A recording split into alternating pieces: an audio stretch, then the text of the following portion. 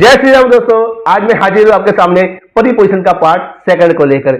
इसके पिछले वाले वीडियो में हमने जाना था परिपोजिशन होता क्या है, उसके भाग कितने होते हैं और हमने पढ़ा था परिपोजिशन ऑफ प्लेस।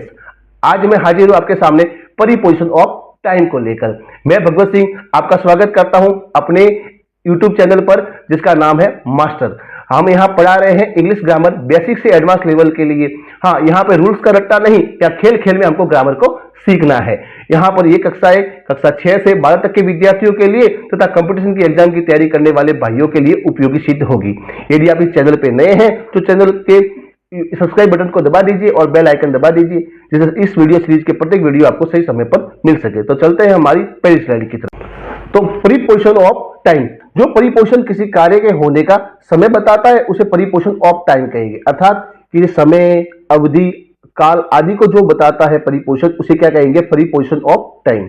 अब मैंने कुछ प्रीपोजिशन ऑफ टाइम ढूंढकर बाहर निकाले हैं, जैसे at, on, in, since, for, by, till, until, during, before, after. अब हम इन प्रत्येक प्रीपोजिशन का हम अलग अलग से विस्तार से पढ़ेंगे, जिससे हमारी परीक्षा में उपयोगी हो, ऐसा हमारे सिद्ध हो जाए। तो शुरू करते हैं एट। एट का प्रयोग आपको बिल्कुल सही और एग्जैक्ट समय के लिए एट का प्रयोग करना है।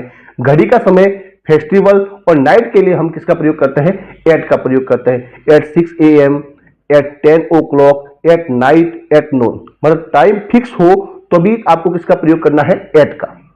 6:01 हो तभी, या फिक्स कोई समय दिया हुआ, जैसे 10, 10 o'clock, 8 o'clock, तो उसके आगे आपको एट का प्रयोग करना है। इस बात को ध्यान में रखना है। वहीं पर सेकंड वाला जो ऑन है उसका प्रयोग करने के लिए आपको कब करना है? जब डे और डेट दी हुई हो, किसी विशेष दिन या कोई तारीख के लिए हमको किसका प्रयोग करना है? ऑन का प्रयोग करना है। On Sunday, on Monday morning, on 15 August, on my birthday.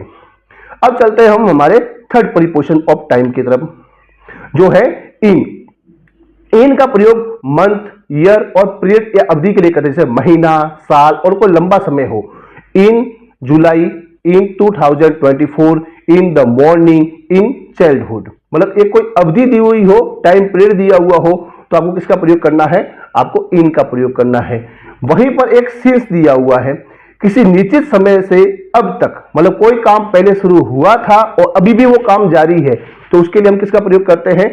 Since का प्रयोग करते हैं। मतलब कोई अपने यहाँ पे कहते हैं रमेश लिव हियर सिंस 2010, मतलब 2010 से रमेश यहाँ पर रह रहा है। मतलब चालू कब किया था उसने? 2010 से किया था, पर अभी भी वो कहाँ पे है? अभी उसी जगह पर चालू काम है। वहीं पर फॉर का प्रयोग आपको करना है अवधि के लिए, जब केवल उपस्थित हो या कोई पीरियड ऑफ टाइम दिया हुआ हो, जैसे फॉर 2 years, कोई फिक्स नहीं है। वहां पे 2010 फिक्स था, ये भी टाइम अवधि है, काम पहले चालू था, चालू किया गया था, अभी भी जारी है, पर यहां पर वहां पर 2010 लिखा हुआ था, यहां पर टाइम ऑफ पीरियड दिया हुआ होगा, जैसे 7 दिनों से, 2 वर्षों से, दशकों से, तो उसका मतलब होगा वहां पे किसका प्रयोग करना है? फॉर का प्रयोग करना है। वहीं पर बाय का प्रयोग किसी समय तक काम पूरा होना चाहिए, इसके लिए हम क्या करते हैं? डेडलाइन के लिए हम बाय का प्रयोग करते हैं। बाय इवनिंग, बाय टुमारो, उसके लिए हम किसका प्रयोग करेंगे? बाय का।